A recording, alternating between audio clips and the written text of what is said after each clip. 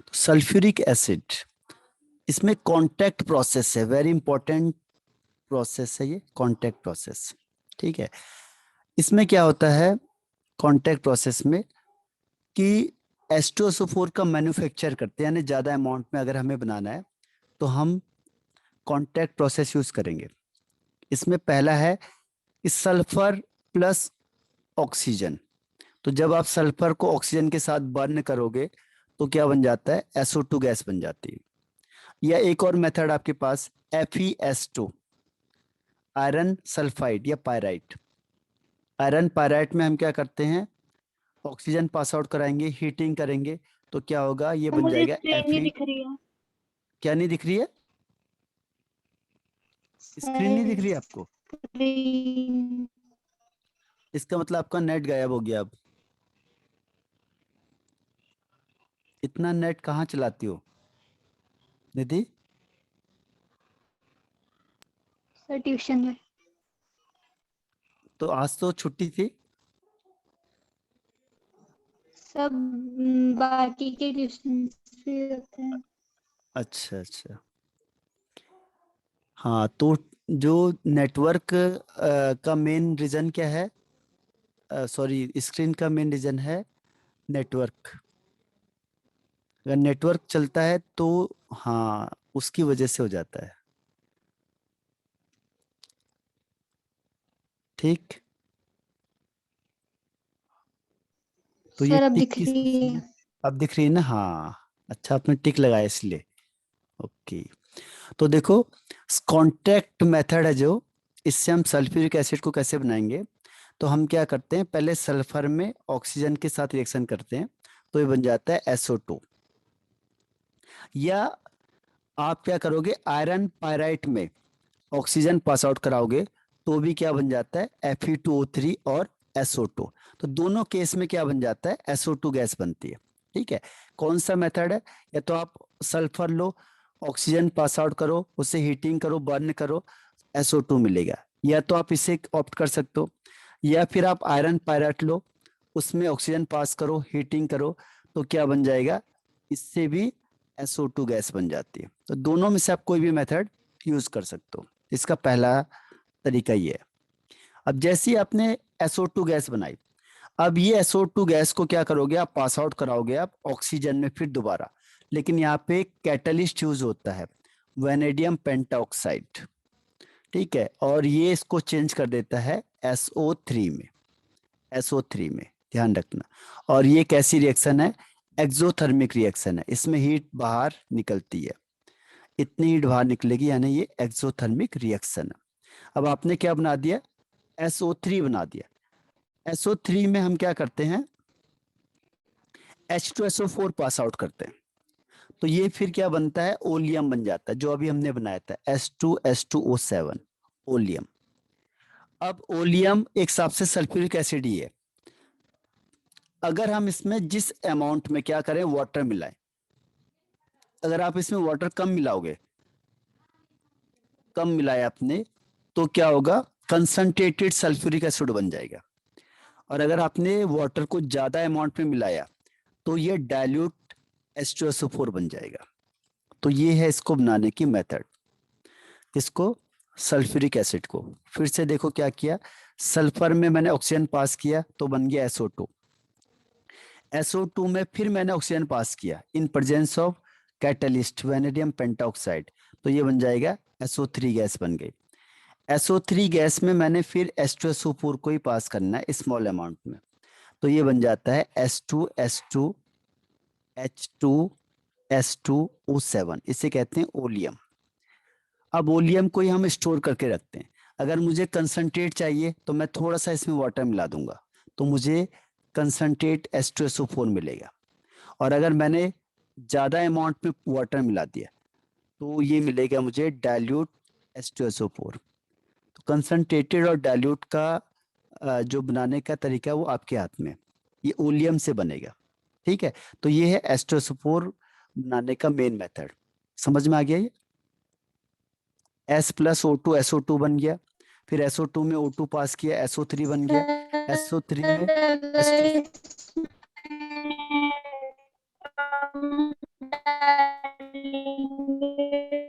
तो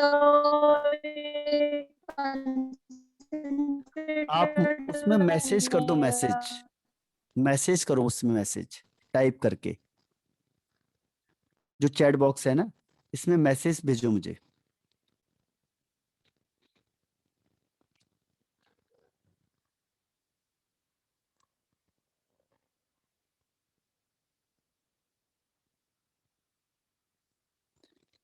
अंकित, आया आपको समझ में? Yes sir. ओके। लेस एड मीन्स कंसंट्रेटेड। हाँ, पानी थोड़ा सा डालोगे आप तो क्या होगा, कंसंट्रेट हो जाएगा। और अगर पानी आपने ज्यादा डाला तो डाइल्यूट बन जाएगा। जैसे आप लोग रसना बना रहे हो, आपने पानी ज्यादा डाल दिया और वो कम है रसना, तो क्या होगा, डाइल्यूटेड बनेगा। और अगर आपने पानी कम डाला हुआ है तो कंसंट्रेटेड बनेगा। ठीक है, तो ये पहला मेथड हो गया। अब देखो, एक और क्वेश्चन आता है इसमें, ये तो आपको मैंने पूरा इसकी रिएक्शन बना दी, अब इसका प्रोसीजर भी देखना हमने। लेकिन इसमें एक और चीज पूछता है वो, ली चैटले प्रिंसिपल पता है आप लोगों को? ली चैटले प्रिंसिपल, ली चैटले प्रिंसिपल, चैटेलियर प्रिंसिपल, ली चैटेलियर प्रिंसिपल, पता है? No sir. इसके अकॉर्डिंग क्या होता है देखो, ली चैटले प्रिंसिपल कहता है कि अगर सपोज करो टेम्परेचर के रिस्पेक्ट में क्या होगा, सर नाम टेम्परेचर। सुना है। हाँ, नाम सुना है ना? हाँ, ये नाम ही काफी है। तो ली चैटले क्या कहता है देखो, कि अगर टेम्परेचर के लिए, अगर रिएक्शन कैसे है, एक्सोथर्मिक रिएक्शन है। ठीक है, एक्सोथर्मिक रिएक्शन है, मतलब हीट निकल रही है बाहर। तो अगर आपने टेम्परेचर बढ़ाया तो रिएक्शन बैकवर्ड हो जाएगी, यानी प्रोडक्ट ज्यादा नहीं बनेगा। ठीक है, रिएक्शन फॉरवर्ड नहीं जाएगी बल्कि बैकवर्ड जाएगी, तो प्रोडक्ट आपका कम सर बनेगा। सर रिएक्टेंट बनेंगे इसमें। हाँ, इसमें रिएक्टेंट बनेंगे, रिवर्स हो जाएगा ना। ये ऐसी है देखो, सपोज करो ए प्लस बी है। अब इसका टेम्परेचर था 700 केल्विन और सी बना दिया आपने, सी का 500 केल्विन है और प्लस 200 हीट निकल गई। ठीक है, ये एक्सोथर्मिक रिएक्शन है। अब आप टेम्परेचर बढ़ाते जाओगे, तो अगर टेम्परेचर 700 केल्विन हुआ तो फिर तो ए और बी बनेंगे ना, फिर तो सी बन ही नहीं सकता है। ठीक है, तो इसके लिए लो टेम्परेचर रिक्वायर्ड होगा। अगर एक्सोथर्मिक रिएक्शन है तो अगर आप टेम्परेचर कम करोगे तभी प्रोडक्ट ज्यादा बनेगा। अगर आपने टेम्परेचर बढ़ा दिया तो फिर रिएक्टेंट बढ़ जाएगा। आया समझ में? सर जब A प्लस बी करेंगे तो C बनेगा रिएक्टेंट हाँ, ए प्लस बी 700 मिला के केल्विन सी में। बन गया। हाँ, मतलब जो ए और बी का टेम्परेचर है वो कितना है, 700 केल्विन है, और सी का टेम्परेचर है 500 केल्विन। तो जब आपने ए और बी को मिलाया तो सी बन गया।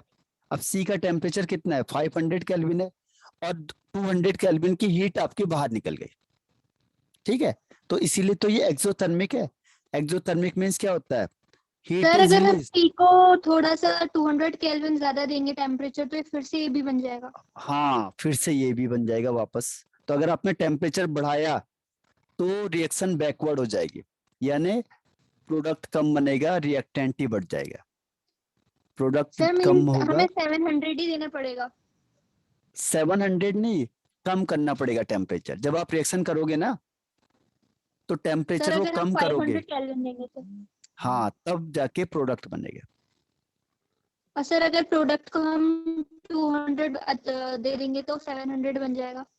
हाँ, तो 700 बन जाएगा तो फिर ये वापस हो जाएगा, यस सर। फिर ए और बी अलग हो जाएंगे। ठीक है, सर दोनों में हो सकता है ना। हाँ। तो यस सर। इसके लिए वो कह रहा है कि अगर एक्सोथर्मिक रिएक्शन होगी और आप चाहते हो कि प्रोडक्ट ज्यादा बने तो टेम्परेचर कैसा होना चाहिए, लो टेम्परेचर।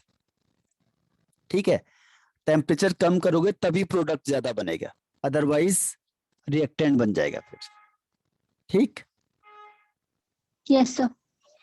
और आप दूसरा केस देखो, एंडोथर्मिक रिएक्शन।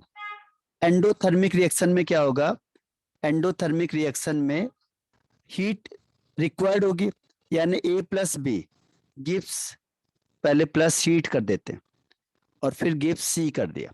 अब सपोज इन दोनों का टेम्परेचर है 500 केल्विन, आपने 200 केल्विन टेम्परेचर दिया और अब सी का 700 केल्विन टेम्परेचर हो गया, ठीक है, क्योंकि हीट रिक्वायर्ड है।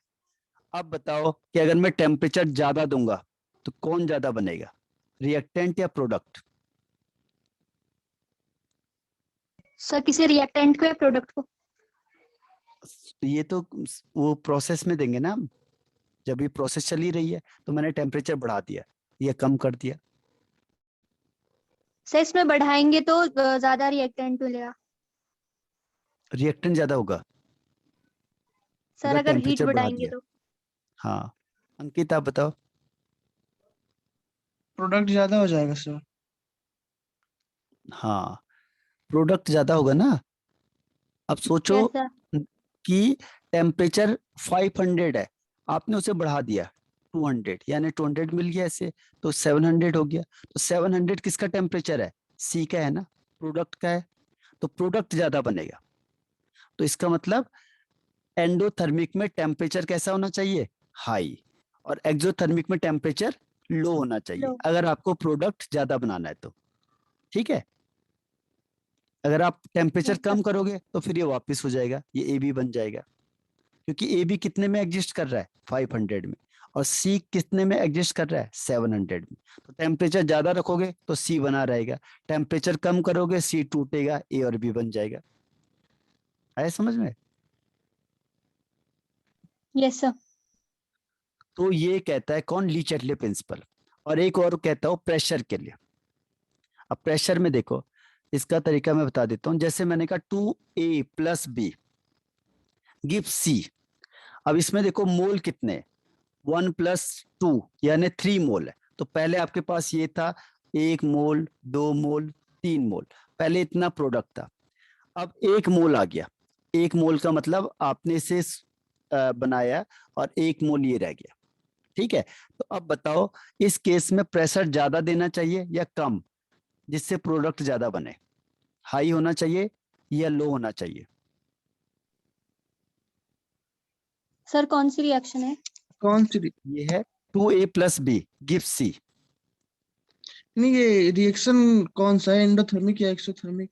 उस पर डिपेंड करेगा इससे ना सर कि ना, इस उस पर डिपेंड नहीं करता, ये करता है नंबर ऑफ मोल्स पे। अगर आप नंबर ऑफ मोल्स क्या होंगे, डिक्रीज हो रहे, यहाँ देखो ना, पहले पहले कितने मोल थे इसके, ज्यादा 3 मोल है रिएक्शन। ना, 1 2 3 मोल है। तब तो 1 मोल ये हो गया, दूसरा यहाँ तक, तीसरा, पहले इतना भर गया था पूरा कंपाउंड, ठीक है।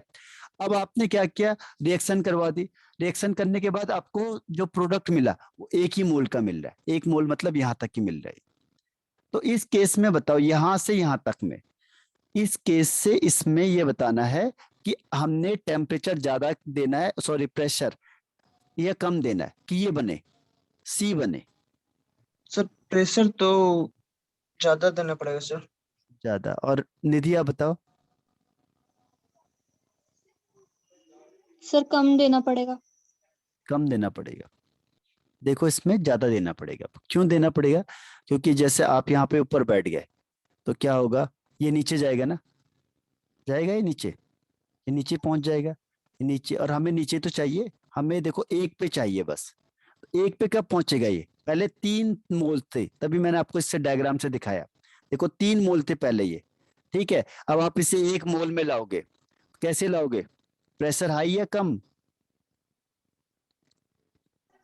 बताओ? High pressure. Sir high high किससे, प्रेशर। 1 से 3? 3 से 1 पे, पहले 3 मोल थे ना आपके पास, देखो 2 + 1 3 मोल, अब आपको 1 पे लाना है उसे, तो क्या करना पड़ेगा, प्रेशर देना होगा। प्रेशर हाई करना होगा ना। तो यहाँ यस सर। पे हाई प्रेशर रिक्वायर्ड होता है, जब भी नंबर ऑफ मोल्स डिक्रीज होंगे तो क्या करना पड़ेगा, हाई प्रेशर, ठीक है। आया समझ में? Yes sir.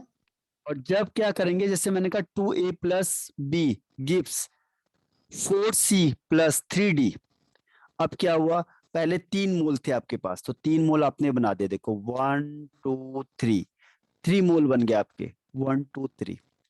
अब कितने मोल है यहाँ पे, 7 है, 7 का मतलब ये है आपके पास 1 2 3 4 5 6 7। अब ये 7 मोल बन रहा है। पहले कितने थे? 3 मोल, अब 7 मोल बन रहा है। तो अब बताओ इसमें हाई प्रेशर होगा या लो प्रेशर, कि जिससे प्रोडक्ट ज्यादा बने? Sir low low pressure, low pressure. High तो इसका टेम्परेचर। रूल क्या है? इसका रूल ये है कि जो नंबर ऑफ मोल्स रिएक्टेंट से प्रोडक्ट में अगर इंक्रीज होता है तो लो प्रेशर रिक्वायर्ड होगा, और अगर नंबर ऑफ मोल्स डिक्रीज होता है तो हाई प्रेशर रिक्वायर्ड होगा। ठीक है, इसे कहते हैं ली चैटले प्रिंसिपल। आया समझ में? अब यस सर। अब मैं इससे रिएक्शन में अप्लाई कर रहा हूं। देखो रिएक्शन ये देखो, 2SO2 plus O2 gives 2SO3। अब ध्यान से आंसर देना। और ये लिखा है मैंने del H is equal to negative. Negative का मतलब होता है एक्सोथर्मिक रिएक्शन। ठीक है, अब बताओ मुझे इसके लिए टेम्परेचर हाई चाहिए या लो चाहिए? ली चैटले प्रिंसिपल अप्लाई करके बताओ दोनों, वन बाय वन। टेम्परेचर क्या देना पड़ेगा मुझे, हाई या लो, कि मुझे प्रोडक्ट ज्यादा बने, सर SO3 लो। ज्यादा बने? लो। अच्छा, और अंकित बताओ।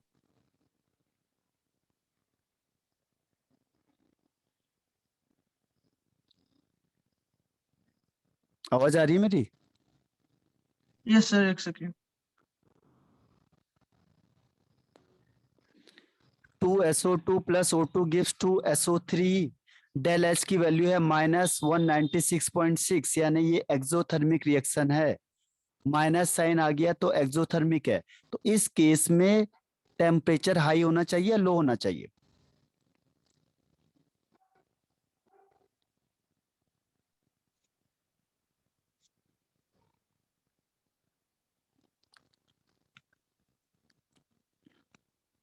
तो इस केस में चलो मैं ही बता देता हूं, लो टेम्परेचर। निधि ने सही बताया इसका, लो। मैंने आपको क्या कहा था, जब भी एक्सोथर्मिक रिएक्शन होगी तो उसके लिए लो टेम्परेचर फेवरेबल होगा हर हमेशा, और एंडोथर्मिक रिएक्शन के लिए हाई टेम्परेचर फेवरेबल होगा। ठीक है, अब दूसरा प्रेशर का बताओ मुझे। अब ये रिएक्शन आपको दिख गई, मैंने आपको इसका तरीका बता दिया था। अब बताओ इसमें हाई प्रेशर रिक्वायर्ड होगा या low pressure? 2SO2 plus O2 gives 2SO3। High pressure या low pressure? Sir low. High pressure sir. High pressure, इसके लिए हाई होगा। देखो निधि क्या बताया मैंने, इसमें 2 ये है प्लस 1, ये देखो ये 1 भी तो है 1, तो यहाँ पे नंबर ऑफ मोल्स कितने हो गए? 3 मोल्स। अब प्रोडक्ट में देखो कितने मोल्स हो गए? प्रोडक्ट में 2 मोल्स। तो जब नंबर ऑफ मोल्स डिक्रीज होंगे तो हाई प्रेशर और लो टेम्परेचर हो गया। तो low temperature and high pressure required होगा अगर आपको SO3 को क्या करना है, ज्यादा बनाना है तो। ठीक है, ये किसके अकॉर्डिंग है? ली चैटले प्रिंसिपल के अकॉर्डिंग। ठीक है, आया समझ में कि नहीं आया? अब ये बताओ। नंबर ऑफ मोल्स डिक्रीज होंगे तो प्रेशर हाई, और नंबर ऑफ मोल्स इंक्रीज होंगे तो प्रेशर लो। और अगर दोनों में सेम है तो फिर कोई फर्क नहीं पड़ने का, तब तो प्रेशर आप कम करो ज्यादा करो कोई फर्क नहीं पड़ता। टेम्परेचर में एक्सोथर्मिक रिएक्शन होगी तो लो टेम्परेचर, और अगर एंडोथर्मिक रिएक्शन होगी तो हाई प्रेशर।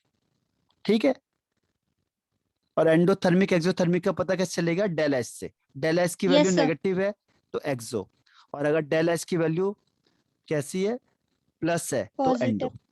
हाँ, अब देखो यही चीज ये बता रहा है कि देखो favourable condition for maximum yield of SO3।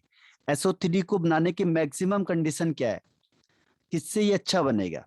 ये भी क्वेश्चन आता है आपके पास। तो देखो हाई प्रेशर, अभी हमने रिएक्शन से बताया हाई प्रेशर। लो टेम्परेचर, अभी हमने किया था ना कि एक्सोथर्मिक रिएक्शन है तो लो टेम्परेचर, और नंबर ऑफ मोल्स कम हो रहे हैं इसीलिए हाई प्रेशर। कैटलिस्ट का यूज है, देखो यूज ऑफ हमने कौन सा कैटलिस्ट यूज किया था? Vanadium pentoxide. तो मेन इसके 3 यही पॉइंट है बस। ठीक है, जो मेन क्वेश्चन में आते हैं वो इसी 3 पॉइंट से आता है। क्लियर है? Yes sir. हाँ, ये इंपॉर्टेंट है, ध्यान रखना। सल्फ्यूरिक एसिड के लिए SO2 प्लस O2, इसको बैलेंस जरूर करना है, इरिवर्सिबल रिएक्शन है। SO3 और इसने लिख दिया del H is equal to -196.6। तो यहाँ पे माइनस से हमने समझ लिया एक्सोथर्मिक रिएक्शन है, तो जो टेम्परेचर होगा वो लो होगा। फिर दूसरा प्रेशर के लिए क्या करना है, हमने नंबर ऑफ मोल्स देखने। नंबर ऑफ मोल्स टोटल 3 है रिएक्टेंट में और प्रोडक्ट में 2 है, यानी डिक्रीज हो रहा है, तो इसके लिए हाई प्रेशर, और अगर इंक्रीज होता तो लो प्रेशर। ठीक है, तो आज इतना बहुत है। ठीक,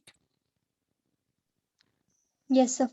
हाँ, Yes, sir. इसके आगे का थोड़ा सा पोर्शन बचा है और ये 16 ग्रुप आपका फिनिश हो चुका है लगभग। तो इसके मैं क्वेश्चन भेजता हूँ असाइनमेंट के लिए और आप इसे करो पूरा। ठीक है, मैं भेजता हूँ और आप आज इसे सॉल्व करो। यस ठीक, सर। ठीक है फिर आज के लिए नमस्ते bye bye. Sir. Thank you नमस्ते। Sir. Bye, sir. Okay, Thank you. नमस्ते, बाय बाय।